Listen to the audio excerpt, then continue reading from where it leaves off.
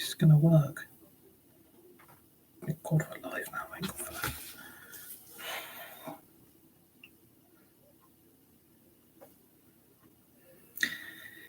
Hey guys, good evening. Welcome back to the channel, United Red Devils 20 on YouTube. Hope you're all having a fantastic Tuesday evening and hope you're all having a great start to this brand new week in September 2023 this year. First of all, do a massive favour for me. Hit the like button, hit the share button, hit the subscribe button if you're new to the channel. That is United Red Devils 20 on YouTube. Please subscribe to the channel and the community if you're new. Share the video, hit the tweet button and hit the retweet button. Remember to always remember to put the notification bell on at all times so you receive dedicated content right throughout the rest of this year in 2023 on United Red Devils 20 on YouTube for more Fortnite Tactical Season 4 Last Resort, FIFA 23, EA Sports FC 24, Rocket League Season 12 Porsche, more previews, more match reactions and much more brand stuff planned for the rest of the last few months in 2023 this year. Good evening to all you legends and all you legendary people in the live chat as well. Good evening to Wojak and Reaper in the live chat. And welcome to the Carabao Cup reaction between Manchester United and Crystal Palace in the third round of the 2023-24 Carabao Cup competition. Defending champions Manchester United up against Crystal Palace this evening, finishing Manchester United 3, Crystal Palace 0. Manchester United are through to the fourth round of the 23-24 Carabao Cup. And in the end, a very, very comfortable win for Manchester United this evening. And if you want to be a moderator on the channel, you've got to be a permanent subscriber and you've got to be part of the live content and videos for the future on the channel. So Reaper wants to be a moderator.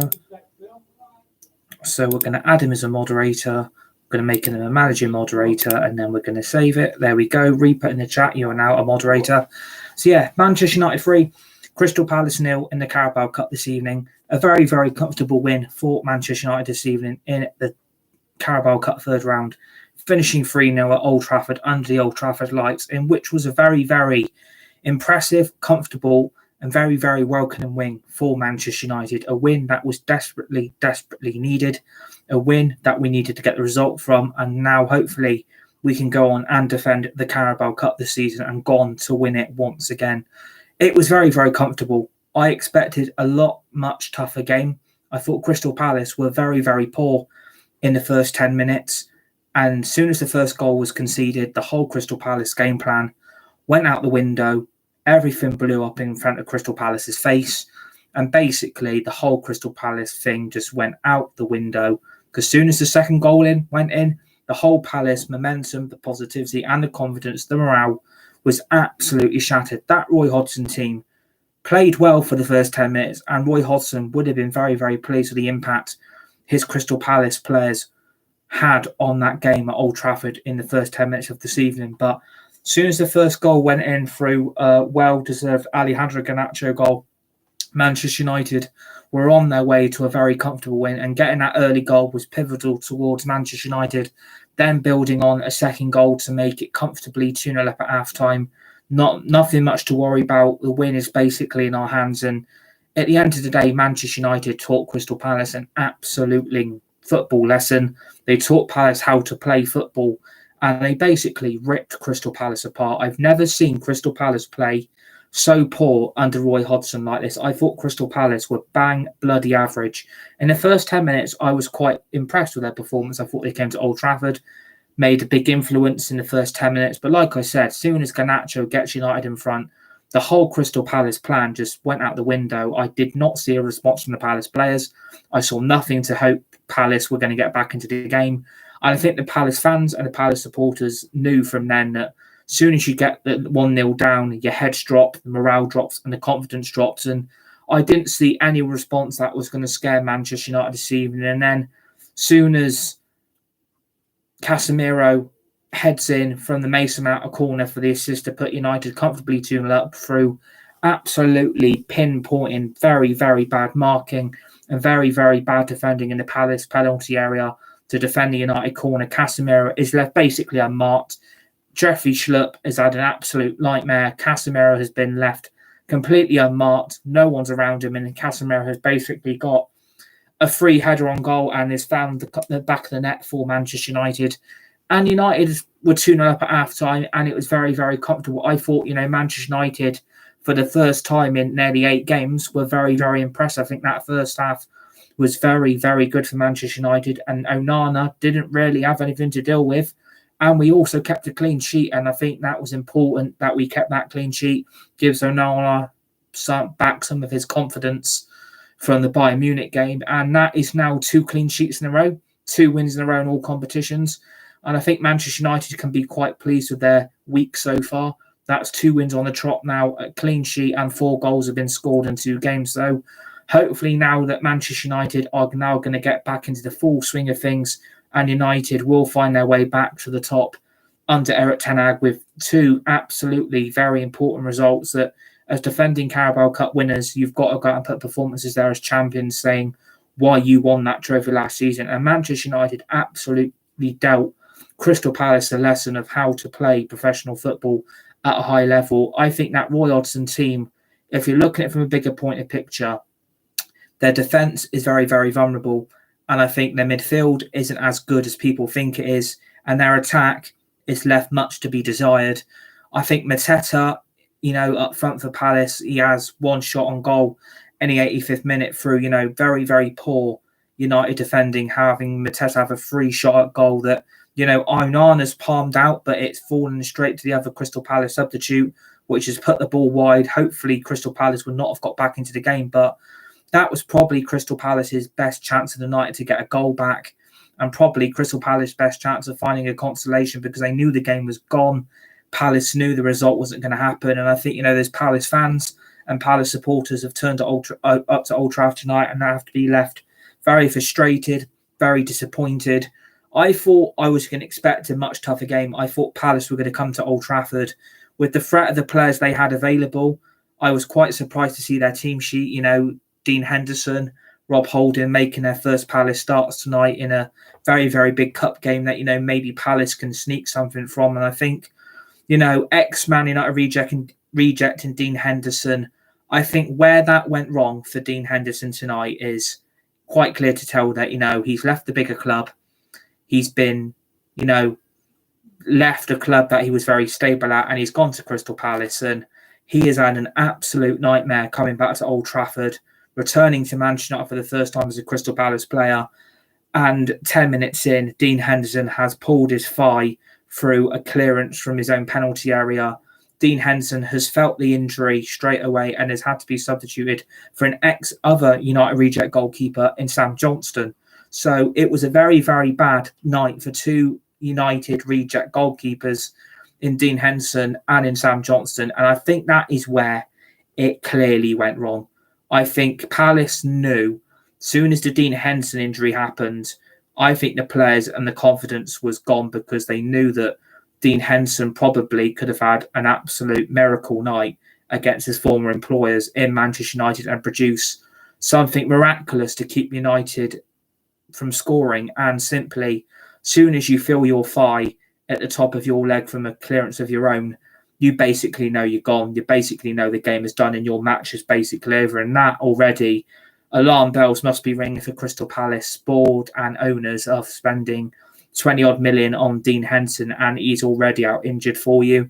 I feel for your fans. I feel your supporters because you've probably put a lot of hope and a lot of promise into Dean Henderson being your new future number 1 goalkeeper, and already you've lost him through injury, and that's probably going to keep Dean Henderson out for a very, very long time. And that thigh injury is bad because if that's a torn thigh, that's 2 to 3 months out. And, we probably, as United fans, we probably didn't have much sympathy for him because of the way he treated the club, the fans, the supporters, the players, and the manager, thinking he was better than all the other first number 1 choice goalkeepers at United in his time in his career. But at the end of the day, I think that's where it went wrong for Palace. I think if Dean Henderson was in goal, that Garnacho goal would have been kept out quite clearly. But it was great play for Mason Mount to find the long ball to Pellistri. Pellistri lays it, to Diego Dalot in the penalty area, finds Alejandro Garnacho basically unmarked. Garnacho has an easy tap in, makes it 1-0 to United. And I think we did deserve our lead because we were the better team. We were creating the better the chances. We were creating more of the ball. We were dominating the ball, dominating the possession. We were creating more attacking opportunities for more goals to be happening. And I think that's where it went very, very right for Manchester United. And I think, despite the normal amount of injuries we've got, that is still, a major, major factor in the team lineup tonight and the bench options off the bench. At least tonight, United didn't have to risk Bruno Fernandes and Marcus Rashford, obviously both fully fit for the Saturday game at home to Palace again. And obviously, Rasmus Hojlund comes on with 15, 16 minutes under his belt, more first-team football, more first-team opportunities, and trying to prove that he's United's answer to the goal-scoring problems we do have. And I think that was pivotal towards Man United. I mean, if we're talking about the team sheet, we went with Onana in goal. We went with Diallo, Maguire, Varane, Amrabat, Mount, Casemiro, Hannibal, Pellistri, Martial and Garnacho. That was the team lineup for tonight's game that started against Palace in the Carabao Cup round at Old Trafford this evening. Soon as I did see the team sheet, I was very, very concerned that, when you don't see Lisandro Martinez there, you don't see Sergio Reguilón there, no Scott McTominay, no Christian Eriksen. It was very, very concerning with the team we went with. And I think the concerns I had was using Pellistri in a cup game and also using Hannibal and also using Amrabat at left back on his debut for Man United this evening at home at Old Trafford. He's never played there and it's his first appearance in a United shirt at Old Trafford. And I thought, playing Amrabat left back, it might not have worked as much as what we thought it would. But I thought United, we saw a lot more clinical football and we scored 3 very, very comfortable goals. And I think that was down to the quality we had through a certain midfielder and another midfield that's come in from Fiorentina on a season-long loan. And I think that is where it went so right for Man United tonight, that the way we were playing, Palace just couldn't cope. They couldn't cope with the momentum and the tempo of football that Erik ten Hag was deploying for Manchester United this evening. And I think Palace simply couldn't deal with it. They could not deal with the threats we had on the wings. They couldn't deal with the maestro performance in Casemiro. And they saw the quality of Amrabat in one game. And I've been left very impressed. I think Sofian Amrabat has made his mark as a Manchester United player already. And I think that is good times ahead for Amrabat in a Manchester United career. I think Sofian Amrabat at left back, it was a concern. It was why we not deploy him in the midfield where he's most comfortable. But down to the injuries again, I mean, we don't know how long Sergio Reguilón's going to be out for. We do not know how long Lisandro Martinez is going to be out for. And I was concerned how Amrabat at left back. I was very, very concerned why we weren't using him in a midfield position like we've been brought in to do. And I think the only reason why Amrabat is starting left back is due to the bloody problems we've got in our back four, that we've got no Martinez, we've got an inconsistent injury-prone Rafael Varane, we've got Sergio Reguilón, who's a season-long loan from Tottenham, pulled up after 2 games, which is a bit disappointing. But hopefully, these injuries they've both got are not very concerning, and Martinez and Reguilón will both be fit for the Saturday home game against Crystal Palace. And I think, again, that is why Amrabat was there. I think if they were both fit, Martinez and Reguilón, I think Amrabat probably would have started in that United midfield tonight, and it would have been a very, very more comfortable and a lot more conflicting result towards United scoring more goals. And I mean, it was an impressive performance, winning 3-0 and scoring 3 goals and keeping a clean sheet. It's nothing to be sneezed at. United have got to be very impressed with the week they've so far had. You've won at the weekend, you've won again on Tuesday.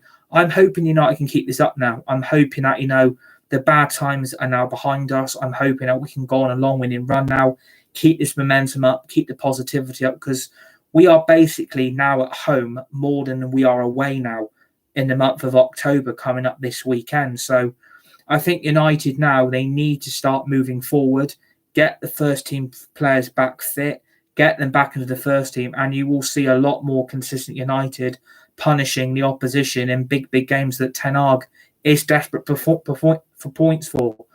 And I think, Crystal Palace, I saw the lineup and I thought, they've given debuts to Rob Holding and Dean Henderson. It's a bit of a risk. I thought, they would have done a much more better job in the Crystal Palace goal, and at centre-back for Crystal Palace, where for me, they are in their two weakest positions, their goalkeeping situation, as well as their back four. But yet again, that was a Rob Holding masterclass for you, for Crystal Palace fans that you're worried about.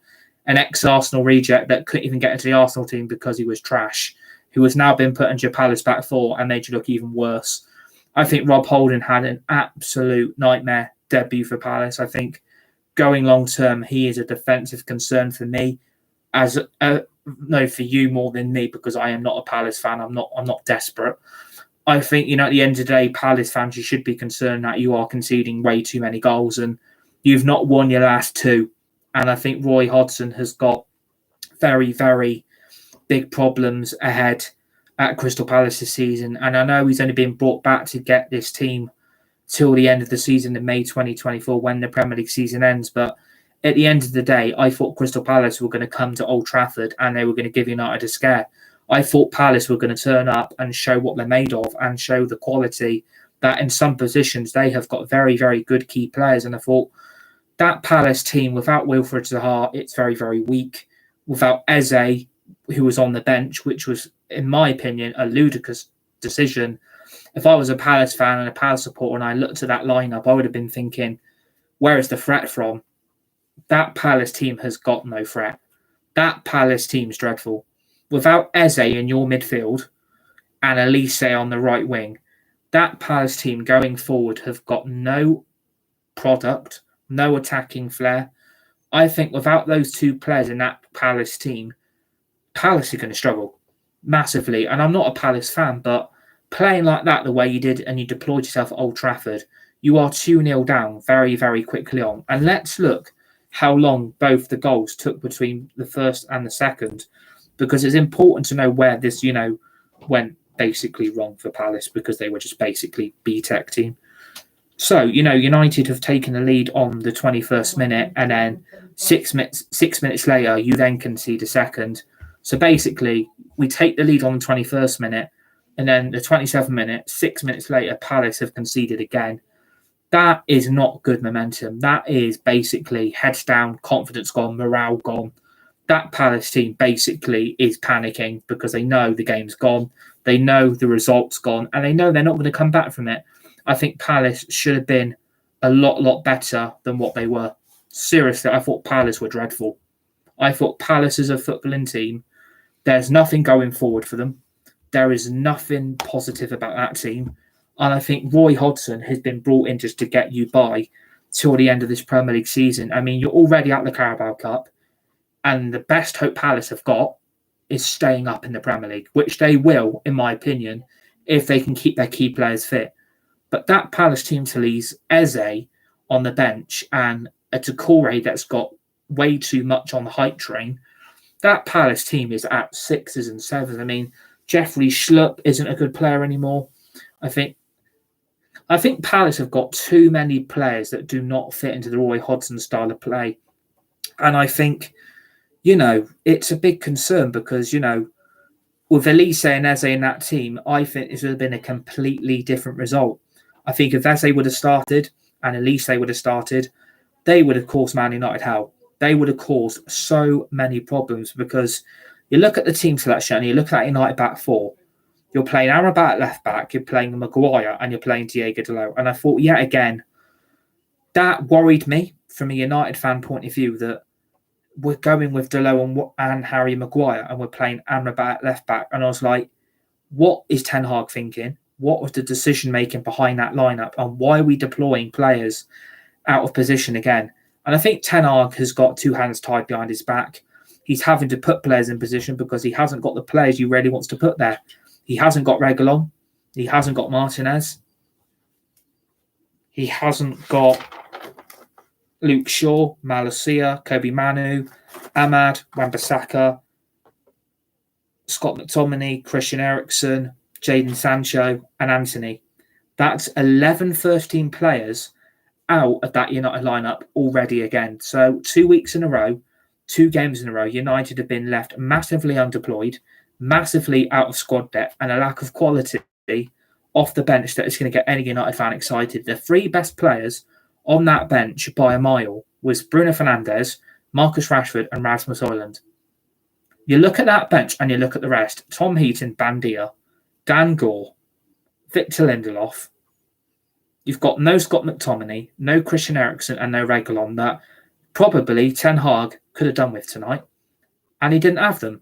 I don't know why Scott McTominay and Eriksen were not in that team tonight. I have got no clue why. Was it down to them being dropped, them being rested for the game Saturday, or did Ten Hag simply think that going long term he would not need those key players for a Carabao Cup game when we've got them up again at the weekend at home at Old Trafford on Saturday afternoon?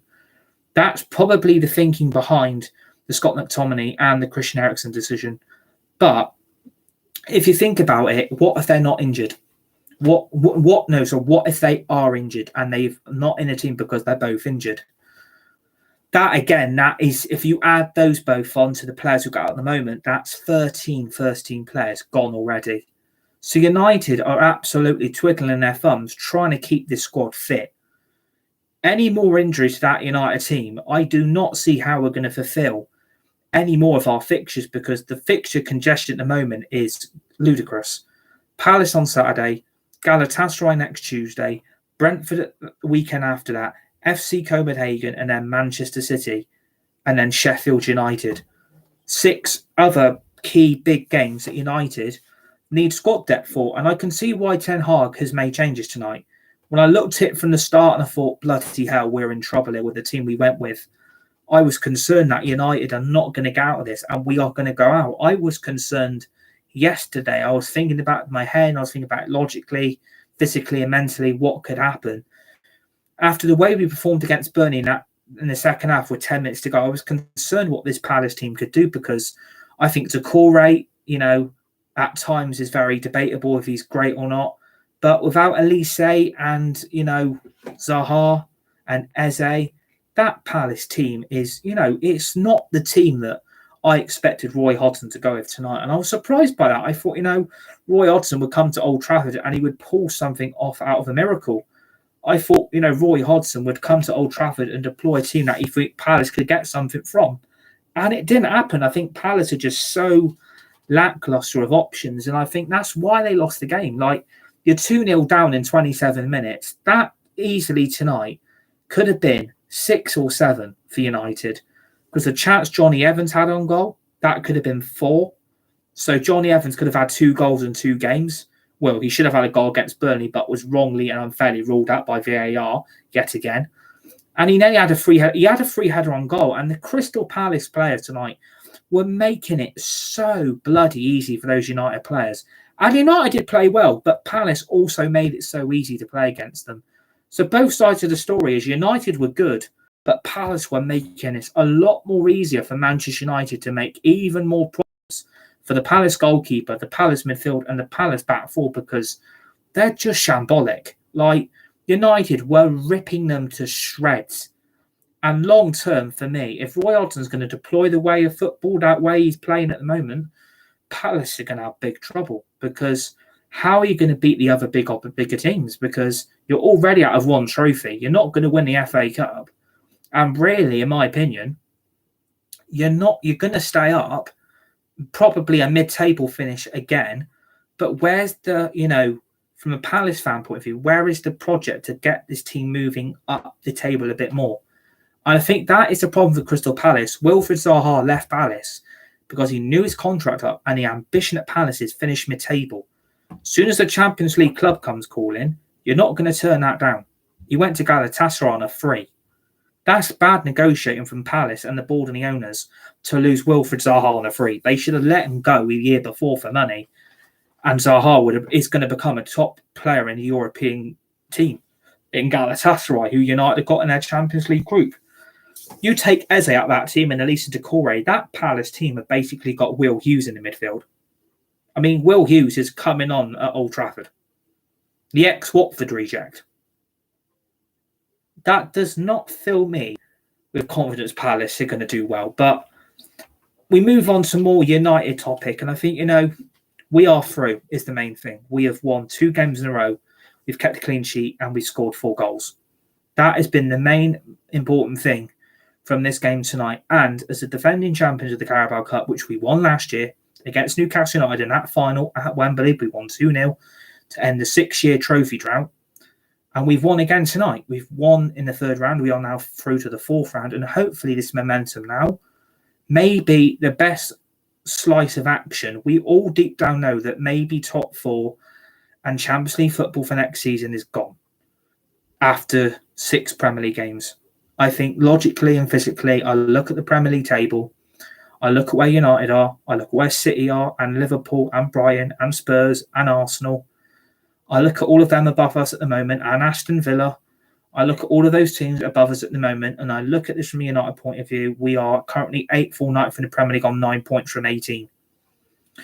I think logically, the best thing for United this season is to win the Carabao Cup, maybe try and win the FA Cup, and try and win the Champions League. I think that is going to be the best sign of action for United to try and win some of the cups, because otherwise, I personally think after 6 games, the top four's gone. I think we're not going to get back in the Champions League next season. We're miles off where we should be.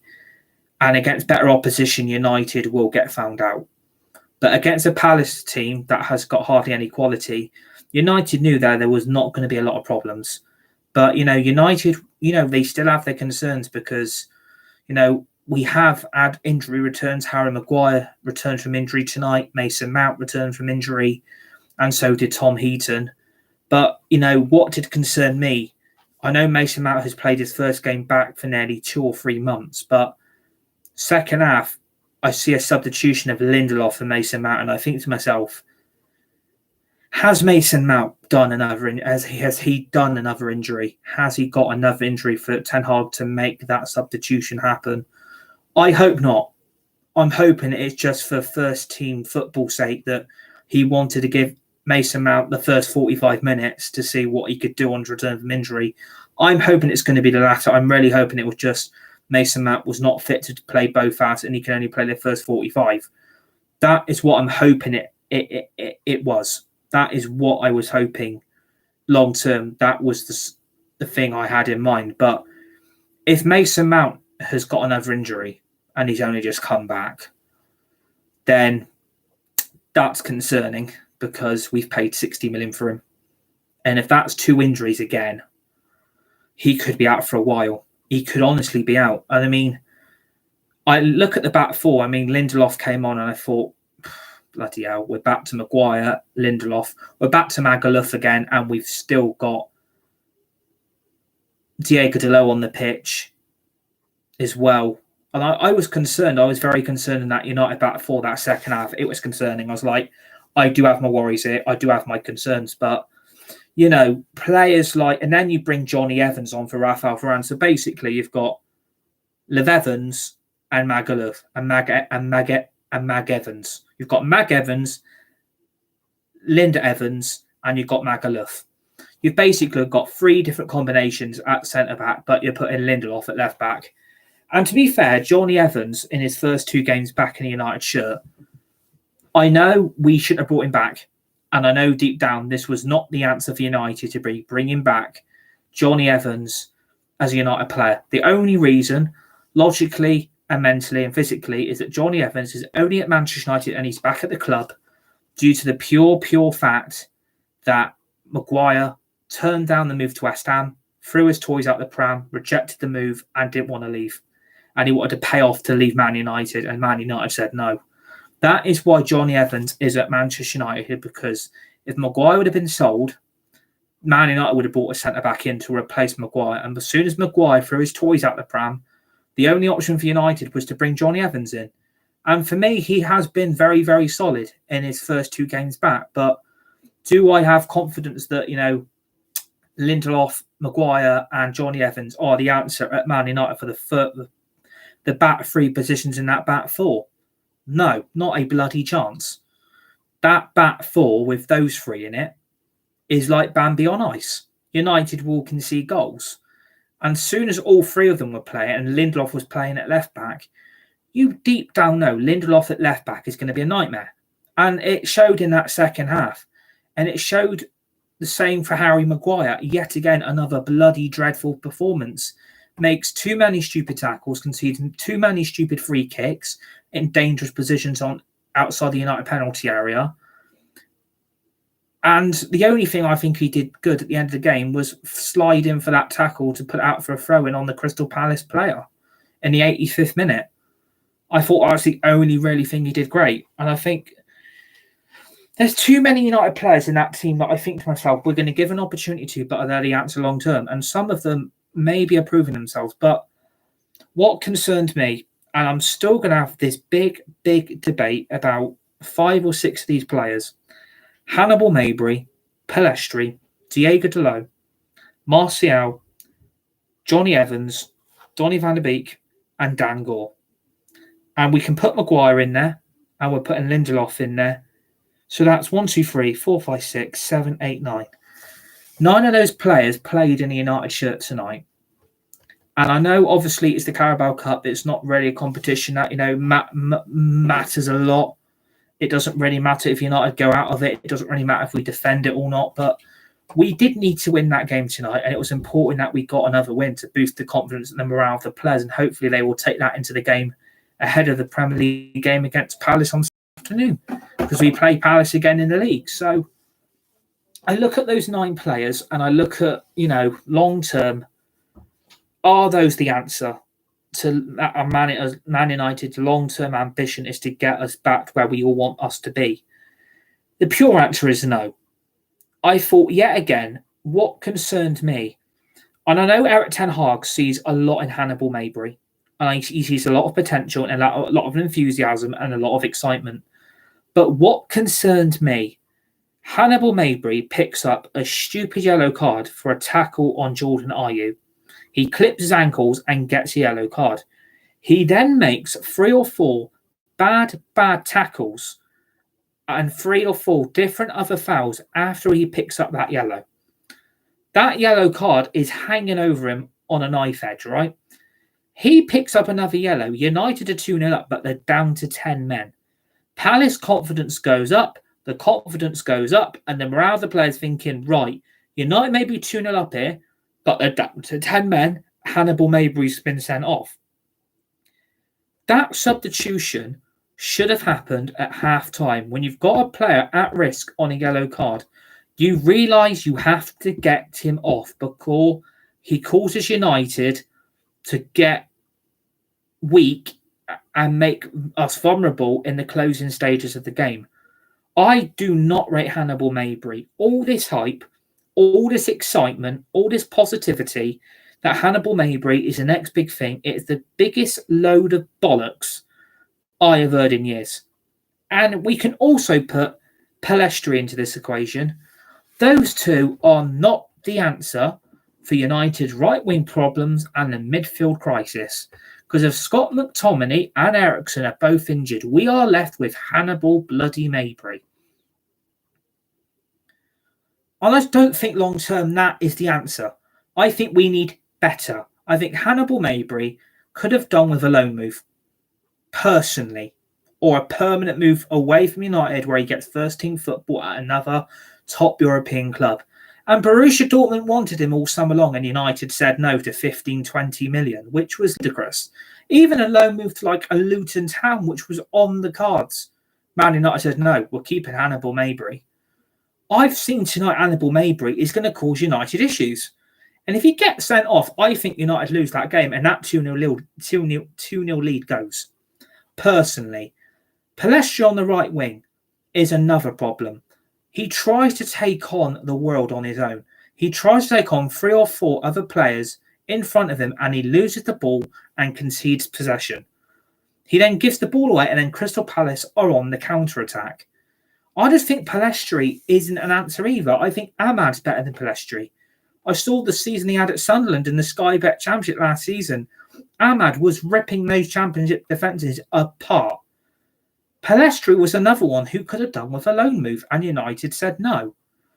So I don't think Pellistri should be getting a new contract. I don't think Hannibal Mabry should be getting a new contract, but that's debatable. That is very, very debatable. That if people think Hannibal Mabry and Pellistri are the answers, I respect your views and respect your opinions. Absolutely. But from my point of view and from my opinion, I think United need better, because I don't think those two are long-term the answer to get United's future to be a success. And then, we have to move on to Diego Diallo, Anthony Martial, and Donny van de Beek and Dan Gore. Dan Gore ain't going to make it at this club. Why we're bringing on a youngster in a Carabao Cup game where if United go out of this, then that's another trophy gone that we could win. I don't think Dan Gore's going to cut it. And I'm sorry to say, but I did not see anything of any excitement that brought me a spark or enthusiasm. That I thought he was dreadful on the ball, by the way. Playing the ball way too many times backwards, trying to take on what Malacia was trying to do, take on too many players and then concede possession. I don't think he's good enough. And at a young age, there's potential in there. But in the United first team, he's got too many players in front of him. Amrabat, Eriksen, Mctominay, Bruno Fernandes, Casemiro, Mason Mount. Dan Gore ain't good enough, and I don't think he is. But I think Ten Hag wanted to give him a debut to, the confidence and the positivity of a young player going forward.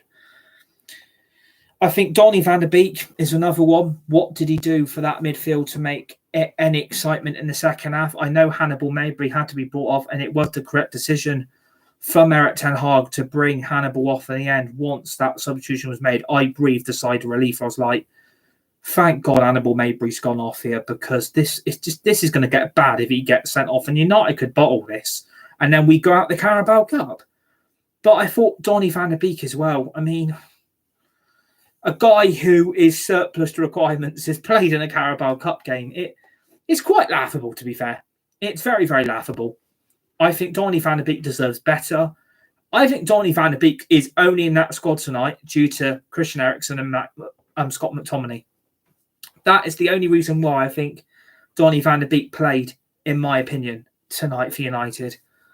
I think logically that ain't the answer. That is not the answer. You should be having better than Donny van de Beek. But, he's been out for all that time. He took that bad injury against AFC Bournemouth at home last season, where that Bournemouth player should have seen a straight red card and VAR did fuck all, which was pathetic.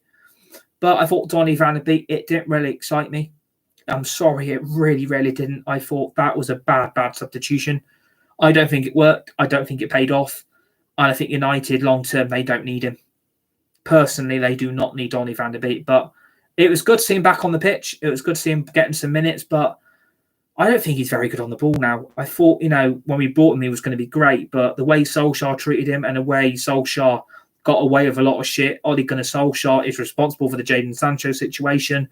And quite frankly, Ole Gunnar Solskjaer is responsible for the Donny van de Beek situation, because these both have turned out to be very, very shit players that both do not have a future at Manchester United. So I think that has to end on Donny van de Beek. Martial, I'm glad he got a goal. He made it 3-0, very, very comfortable. And the cross from Casemiro was absolutely phenomenally world class. And Martial got the goal, made it 3-0. The game's gone. The Palace result is 1. We've got the win in the bag. We're through to the next round. And it was good to actually finally see him putting the ball in the net, because the amount of injury problems he's had, the amount of injury problems that going forward he still could have. But it was good just to see that finally that Martial played and actually got some game time. But yet again, I wish United would have went full strength, because in my opinion, if you're serious about the cup competitions, you really should be playing your best team. You should have been starting Varane, Martinez and Reguilon. You should have been starting Amrabat, Casemiro, Fernandes. You should have started Rashford, Hojlund and Garnacho. I think really, if United are serious about the cup competitions, you should be playing your best team week in, week out. And in the league as well, you should not be using the deadwood players. But I respect the manager. I back Ten Hag 110%. I back the manager. It's his decisions to make these decisions regarding players in and out of the first team and which players should be or not be on the bench. But I respect what he picked, and luckily it paid off. And luckily the gamble he used by playing Hannibal and Amrabat and also Garnacho and also Martial, it worked in the end and we got away with it. But I think we have to look at the man of the match now. And I think that game tonight was solely down to that world-class, phenomenal GOAT midfielder in Casemiro. I mean, what a bloody footballer. I mean, Casemiro, Brazilian flair, Brazilian magic, Brazilian masterclass. Casemiro in that Manchester United midfield, I mean, he's a GOAT in the midfield. For me, he is, at the moment, the best midfielder in the world in football. For me, Casemiro, the way he was dominating that midfield tonight and pinging passes left, right, and centre, on the left, on the right, down the middle, over the top, through the middle, down the middle. Casemiro was absolutely fucking phenomenal. I mean, what a world-class, phenomenal performance from Casemiro. Not Casemiro, Casemiro, because he's absolutely fucking world-class. He is a baller. He is the GOAT in the midfield. And for me, he is the man of the match tonight because he was making that midfield run perfectly, like a well-oiled machine. Casemiro was just pinging passes. It was like, wow, that was down to him controlling that midfield, making it calm and collective. The confidence and some of the passes were playing from 40, 50 yards. I was absolutely amazed. I was stuck in a trance. It was absolutely world-class ability from probably the best CDM in world football and probably the best CDM in the Premier League, in my opinion, and also the cup competition. Casemiro is just, he makes that United team click. He makes it tick. It makes it happen. He makes the impossible look possible. And the way he controls the game and the way he develops others around him and the way he can get his teammate to communicate and the way he can play certain roles for goals to happen. I mean, he got the second goal, which was phenomenal for a world-class header, which was badly left unmarked by the Palace back four in the Palace penalty area. But it's the way he then pinged that ball to Martial. Martial is left unmarked through absolutely poor defending from Klein, who is on the decline because he was at Liverpool and he's now at Crystal Palace. And Nathaniel Klein is on the decline because Martial, who was left unmarked, I mean, the ball that Casemiro picks him out with, I mean, it's stunning. It is absolutely stunning football from a Brazilian world-class midfielder that is producing Brazilian magic when he makes it look so damn easy. And I think that is why United won that game so comfortably. It was just down to the magician that is Casemiro. And I mean, you look at his age and you look at the ability on and off the ball. He makes United Manchester United. And I think without him, that game would have been a lot harder for United to have controlled in the midfield. But the way we were deploying ourselves through that midfield was solely down to Casemiro's ability just to make it look so damn simple. And I think that is why I've given him my man of the match, because I think, you know, he takes the second goal well. The assist for the third goal is stunning. He just makes the game look so bloody damn easy, even though the game of football is hard to experience. But he's just a player that is simply on the up, and the up is going to keep going up and up and up. I really think Casemiro could play into his late 40s. Honestly, the ability that guy has got and the world-class ability he has got in those feet, in those shoes, in those boots, it's just, this is what United missed out under Mourinho and Solskjaer, Van Gaal, Ralph Rangnick. We didn't have a world-class beater in the CDM position, and Casemiro is absolutely solved it now. And I mean, we will need to look at replacement in the future. Of course we will. Of course we'll need to do it. But it's just the way he plays the game. He's making everything click. He's making everything tick boxes. It's like when you've got those IEP targets at school that you've got to achieve in term 1, 2, 3, 4, 5, and 6. And you've got to keep ticking the boxes for your IEP targets to achieve greatness and achieve success in term 1 and the other 5 terms you have to go through school.